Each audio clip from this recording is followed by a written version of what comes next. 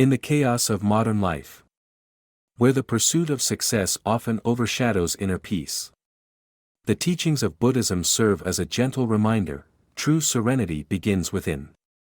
Today, we will delve into 10 profound Buddhist stories. Timeless tales designed not just to calm your mind but to illuminate the path to mindfulness and clarity. Take a deep breath. Quiet your thoughts.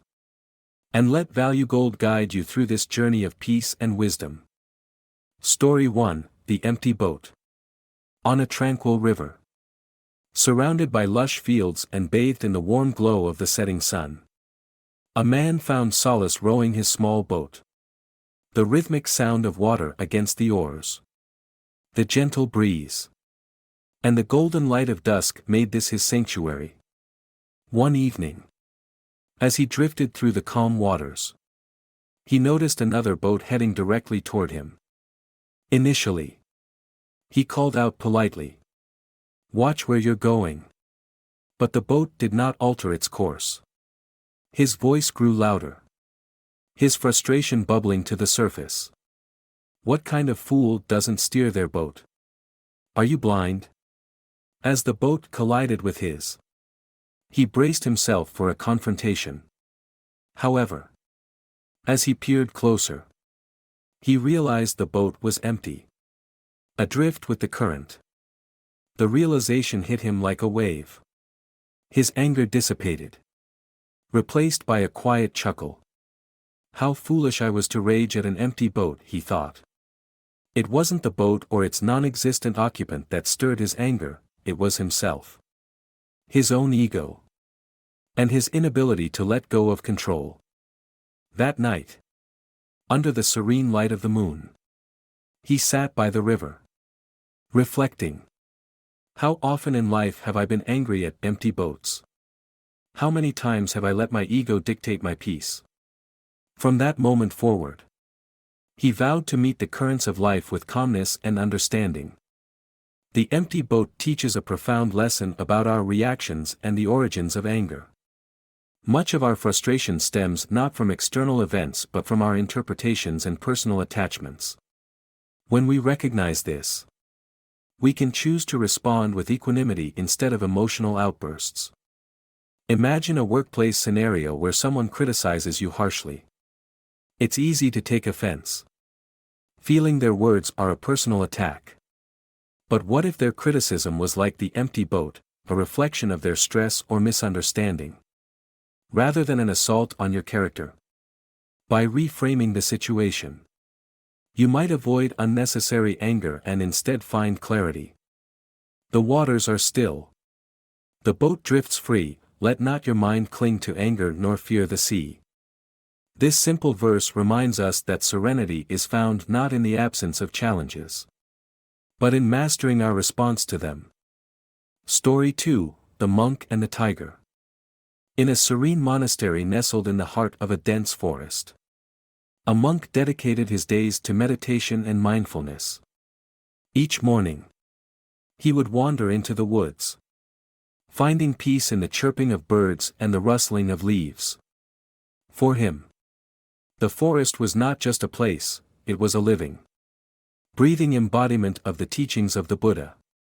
One day, while deep in meditation on a forest path, the monk heard a rustling sound behind him.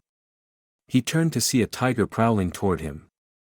Its eyes locked on him as if sizing up its prey. Startled but not panicked, the monk began walking swiftly down the path. His mind remained as calm as the surface of a still pond, his breath steady. Soon, however, he found himself at the edge of a steep cliff. Below, another tiger paced restlessly, its sharp claws scraping against the rocks.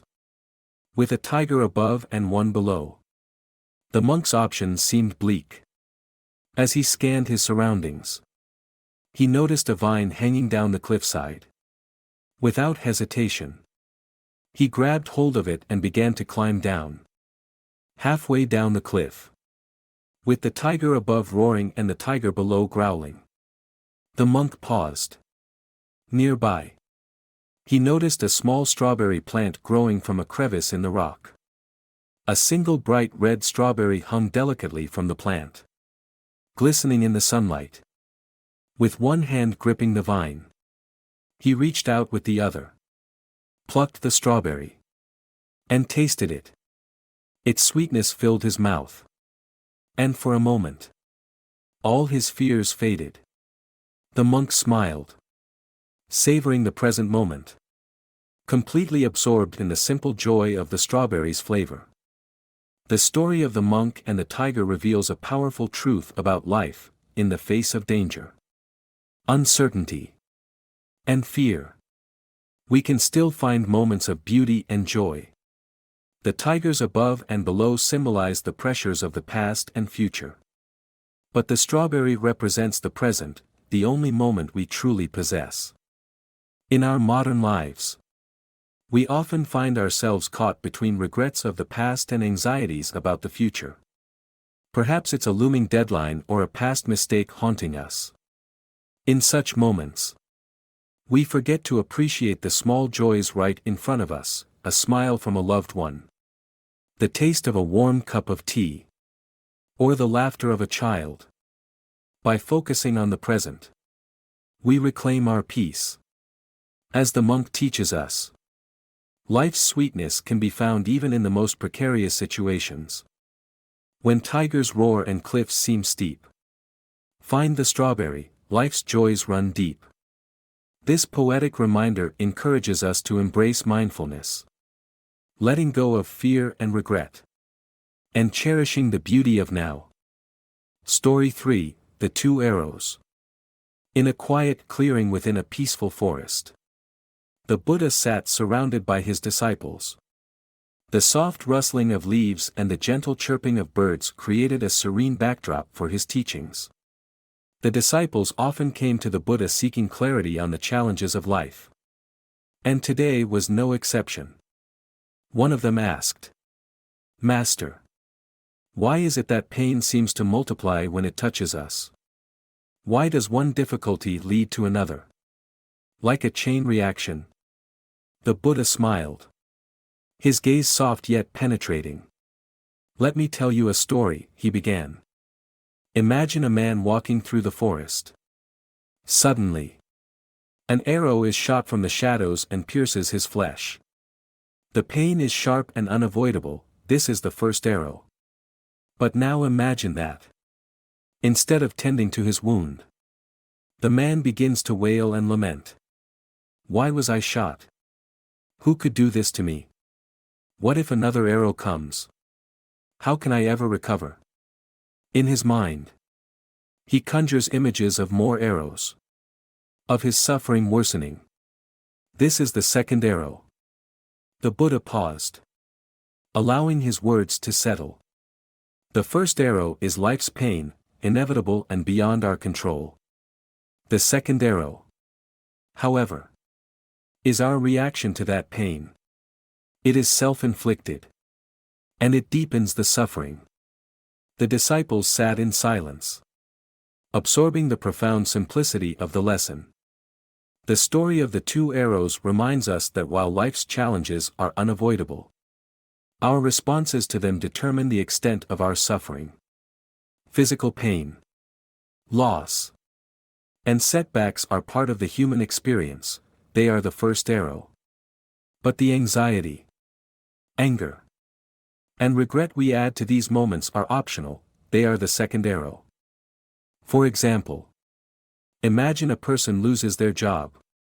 The loss itself is painful and difficult, yet unavoidable. But if they spiral into self-doubt, blaming themselves or others, and dwelling on worst-case scenarios, they've invited the second arrow into their lives. Alternatively, by accepting the situation, focusing on solutions, and seeking support, they can avoid unnecessary suffering. In practicing mindfulness, we learn to recognize when we are crafting the second arrow. By acknowledging pain without judgment and responding with understanding, we free ourselves from unnecessary distress. The first arrow strikes. The pain is real, the second we wield. By choice we feel. This verse serves as a gentle reminder, while we cannot escape life's inevitable hardships, we can choose how we respond to them, finding peace even amidst the storm. Story 4, The Mustard Seed of Kisa Gotami. Long ago, in a small village nestled in the hills, there lived a young woman named Kisa Gotami. Her life was filled with joy when she gave birth to her first child, a beautiful boy who brought light into her days. She poured all her love into him, watching him grow with dreams of a bright future. But life's impermanence soon revealed itself. One fateful day, her son fell ill and, despite her desperate efforts, passed away in her arms. Overwhelmed by grief, Kisa could not accept his death. Clutching his lifeless body, she roamed the village, pleading with anyone who would listen. Please, help me bring my child back to life. Most people turned away, unable to offer solace. Others whispered that her grief had driven her mad. Yet, one compassionate villager, seeing her despair, suggested, "Go to the Buddha. Perhaps he can help you." With a flicker of hope, Kisa made her way to the Buddha. She fell at his feet, her tears soaking the ground, and begged, "Master, please bring my child back to life. I cannot bear this pain." The Buddha looked at her with deep compassion. "Kisa Gotami," he said gently, "to heal your sorrow, bring me a mustard seed from a household that has never known death." Kisa, filled with renewed determination, hurried from house to house in search of the mustard seed. At the first door, she explained her request, and the family nodded with sympathy. "We can give you a mustard seed," they said. "But we have lost loved ones too. My father passed last year." At the second house, the answer was the same. "We have mustard seeds. But death has touched us as well." And so it went, from house to house. Every family she visited shared their own stories of loss: a child, a parent, a sibling. As the day turned to evening, Kisa sat under a tree, clutching the mustard seeds she had collected but realizing none came from a home untouched by death. Slowly, the truth dawned on her: suffering and loss were universal. No one was exempt from the cycle of life and death. She returned to the Buddha, her heart heavy yet transformed. Kneeling before him, she said, "Master, I could not find a single household that has never known death. I now understand that my grief is not mine alone, but part of the human experience." The Buddha nodded, his eyes filled with understanding. "Kisa, in realizing this, you have taken the first step toward peace. Grief is heavy, but acceptance can lighten the burden." The story of Kisa Gotami and the mustard seed is a profound lesson in accepting the impermanence of life. It reminds us that suffering, though deeply personal, is also a shared human experience. By recognizing this, we can move beyond our individual pain and find solace in the universality of life's cycles. Imagine someone grieving the loss of a loved one. In their pain, they may feel isolated, as though no one could possibly understand their sorrow. But by connecting with others and hearing their stories of loss, they realize that they are not alone. This understanding doesn't erase the pain but makes it more bearable, offering a sense of shared humanity. Acceptance of impermanence allows us to cherish the moments we have while letting go when the time comes. In embracing this truth, we find not despair, but liberation. A mustard seed from a house untouched by strife, none exists. For loss is the thread of life. This poignant verse reminds us of life's fragility and the importance of embracing its fleeting beauty. Story 5, The Farmer and the Horse. In a quiet village surrounded by rolling hills, there lived a humble farmer. He owned a small plot of land and a single horse, which he relied on for plowing the fields and carrying heavy loads. The farmer was known for his calm demeanor, never overly joyful nor overly troubled, no matter the circumstances. One day, the farmer's horse broke free and ran away into the wilderness. Hearing the news, the villagers rushed to his home, exclaiming, "What terrible luck! How will you farm your land without your horse?" The farmer simply shrugged and replied, "Maybe. We'll see." A few days later, to everyone's astonishment, the horse returned, and it wasn't alone. It brought with it a group of wild horses. Now the farmer had not just one, but several horses. The villagers returned, this time full of excitement. "What amazing fortune," they exclaimed. "You're so lucky to have so many horses now." The farmer, with his characteristic calmness, replied, "Maybe. We'll see." Not long after, while trying to tame one of the wild horses, the farmer's son fell and broke his leg. Once again, the villagers came to offer their sympathies. "How unfortunate. Your poor son won't be able to help you on the farm for months." The farmer, unshaken, said, "Maybe. We'll see." Weeks later, the country was thrown into turmoil, and the army came to the village to draft all able-bodied young men for war. Because of his broken leg, the farmer's son was spared. The villagers, overwhelmed with relief, exclaimed, "How lucky you are! Your son has been saved while ours have been taken to fight." The farmer, as always, responded, "Maybe. We'll see." The story of the farmer and the horse is a timeless reminder of the impermanence and unpredictability of life. Events that appear to be misfortunes may lead to blessings, and what seems like good fortune may bring unexpected difficulties. By embracing a mindset of equanimity, the farmer teaches us not to judge events too quickly as good or bad. In our modern lives, it's easy to label situations as successes or failures. Losing a job might initially feel devastating, but it could lead to an opportunity for personal growth or a better career. Conversely, receiving a promotion might seem like a blessing, but it could come with unforeseen stress and challenges. This story invites us to approach life with patience and openness, trusting that time will reveal the full significance of any event. Fortune or loss, who can foresee? Time unveils life's mystery. This verse gently encourages us to live with grace, accepting life's ups and downs as part of a greater, unknowable whole. Story 6, The Buddha and the Angry Man.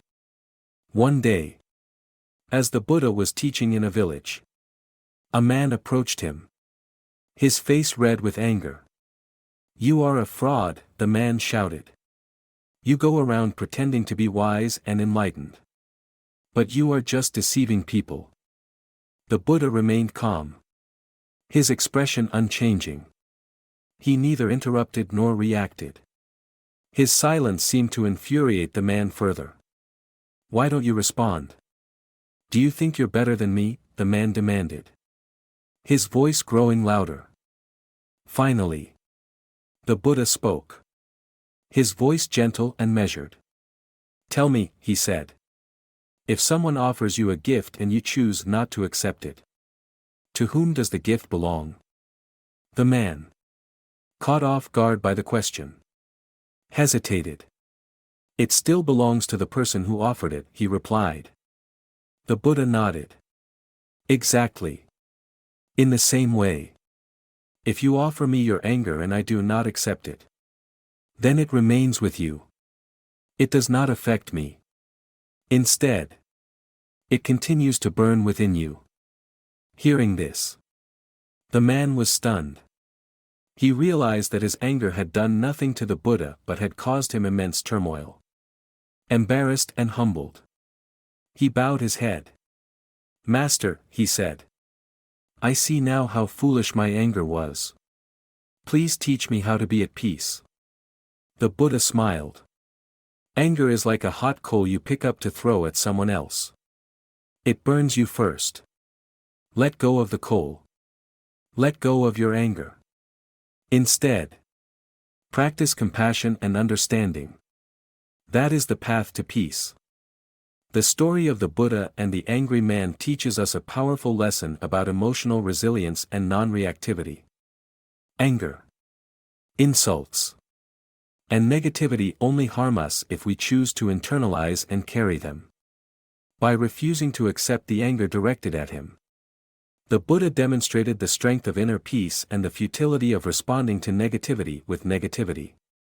In our daily lives, it's easy to react impulsively to criticism or hostility.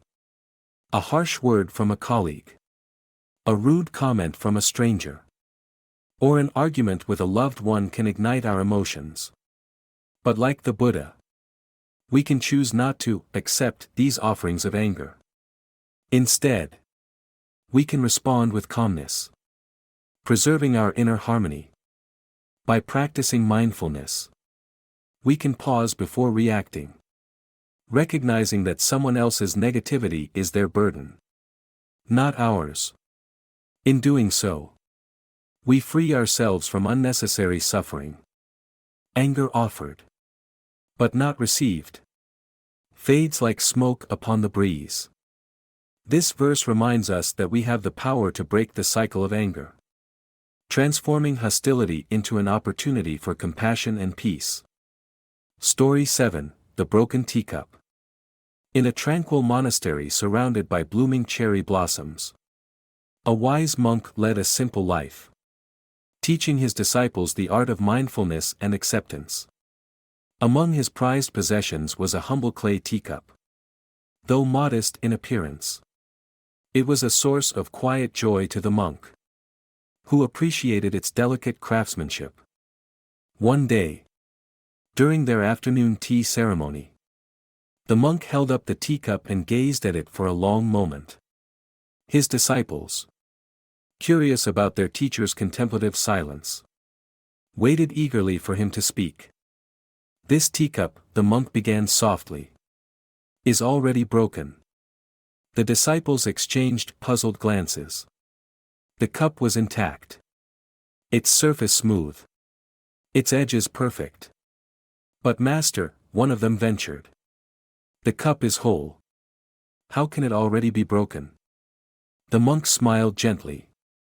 "One day, this teacup will break, perhaps it will slip from my hands or crack with time. Its breaking is inevitable. Knowing this, I can appreciate it fully now. I drink tea from it, savoring every sip, not with fear of losing it, but with gratitude for its presence." The disciples were silent, reflecting on the monk's words. He continued, "When we understand that everything we cherish is impermanent, we learn to love without clinging. We enjoy without fear of loss. The teacup is already broken, but in this moment, it is whole. And that is enough." The story of the broken teacup is a profound metaphor for impermanence and non-attachment.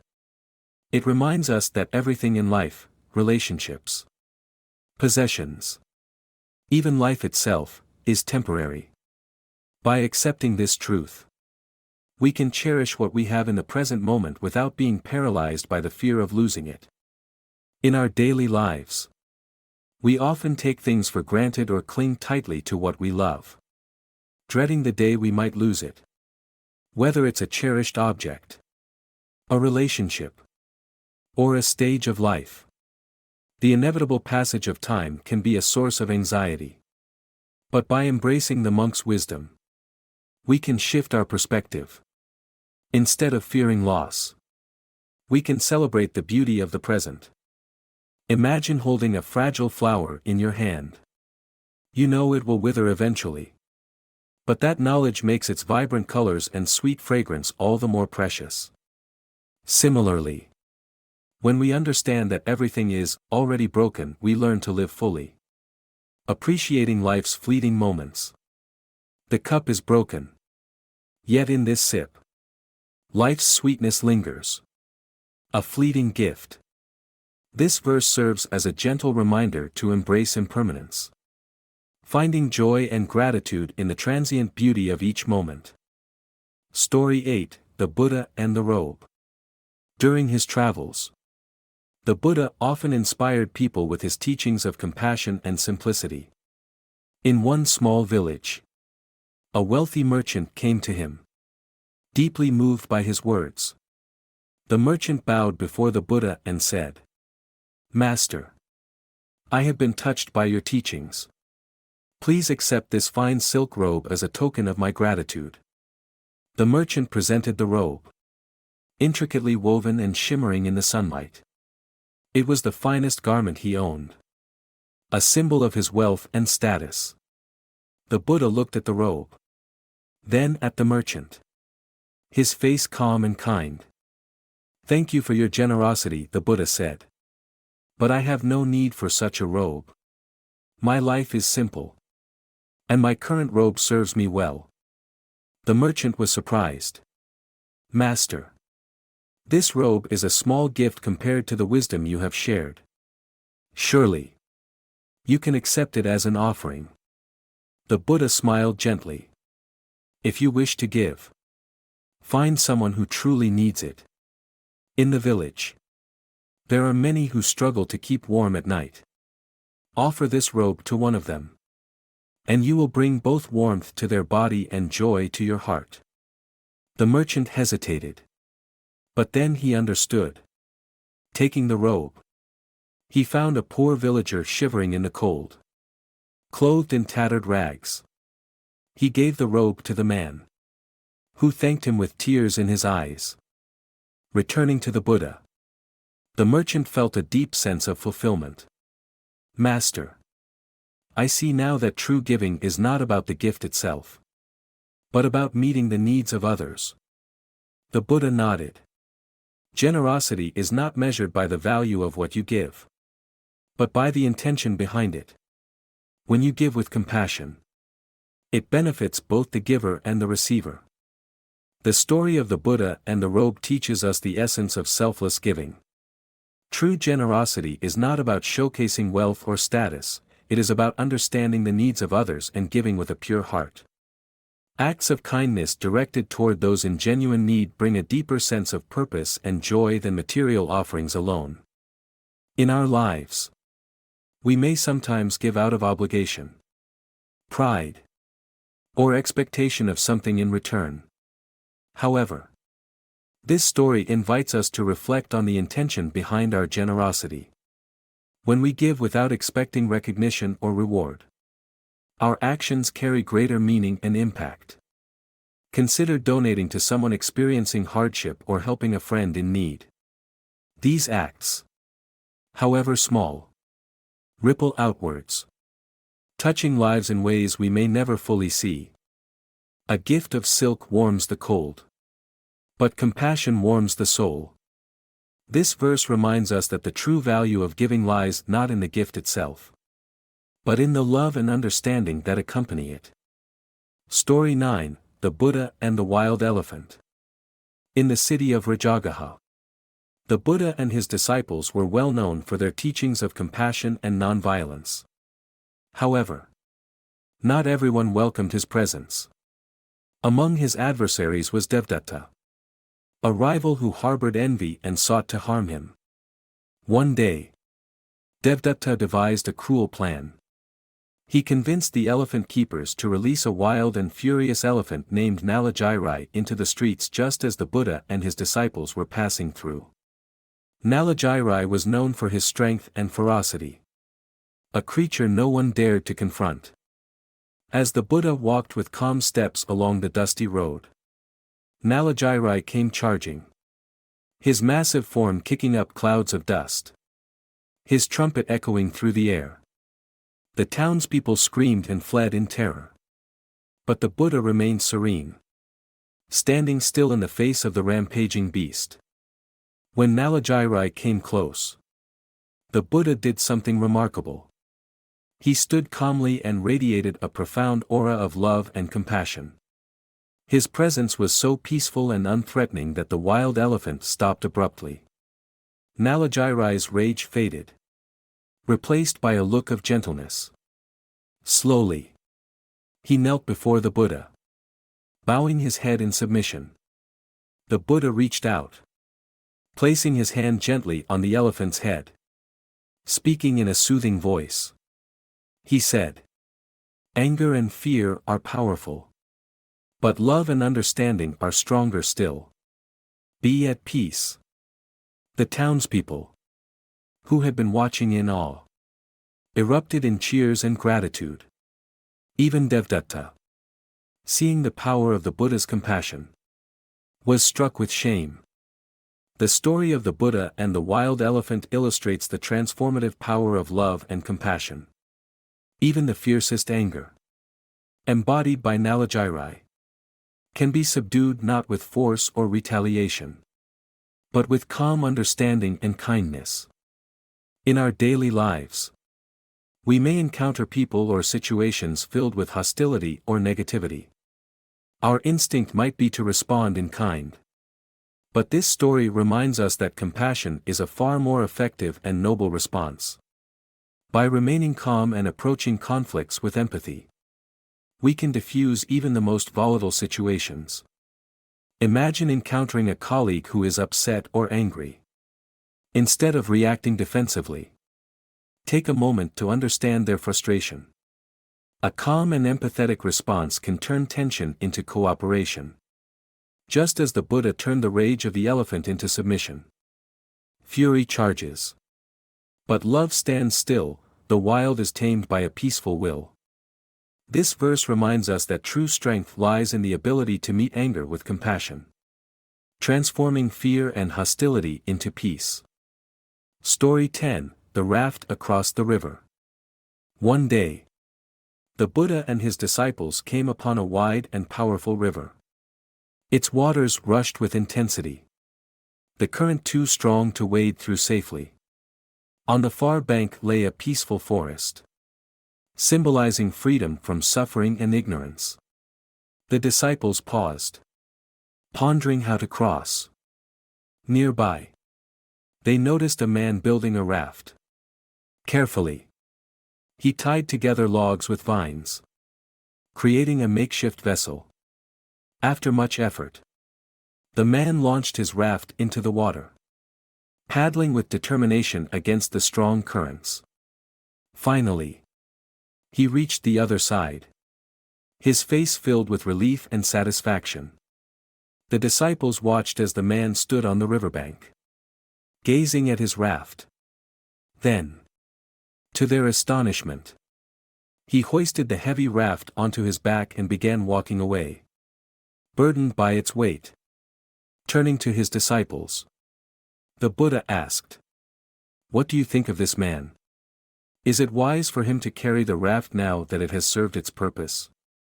The disciples chuckled and replied, "No, Master. The raft was useful for crossing the river. But now it's only a burden." The Buddha nodded. Just as this man clings to the raft, so too do people cling to things they no longer need. The raft was a tool to cross the river, but it is not meant to be carried forever. My teachings are like the raft, he continued. They are meant to help you cross the river of suffering and ignorance.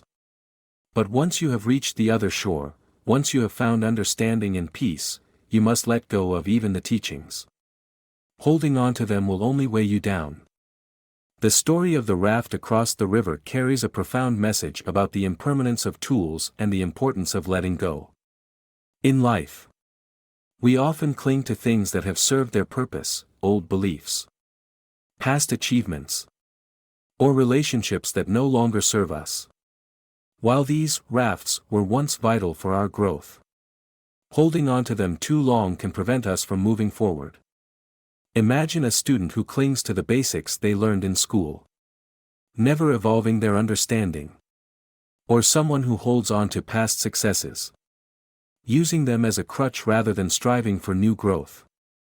Just as the man with the raft burdened himself unnecessarily, we too can weigh ourselves down by clinging to what no longer serves us. The Buddhist teaching invites us to cherish the tools and lessons we use along the way, but to release them when the time comes. By doing so, we can move forward unburdened, free to embrace new possibilities. The raft was built to cross the tide, release it now. Let peace abide. This verse reminds us that true freedom comes not from holding on, but from letting go. The stories we've explored together are not just profound philosophical lessons but also gentle reminders to slow down, let go of unnecessary burdens, and cherish each fleeting moment. Each story carries a subtle message, helping us face life's challenges with calmness and insight. If these stories have brought you a sense of peace or sparked meaningful reflections, leave a comment below to share your thoughts. Don't forget to hit the like button to show your support for this video. Be sure to subscribe to the Value Gold channel so you won't miss out on our upcoming content. And turn on notifications to stay updated. Share this video with friends and family who might need a little inspiration or peace of mind. Together, we can spread these valuable teachings and touch more lives. Thank you for spending your time with us today. Continue your journey of wisdom and serenity with Value Gold. See you in the next video.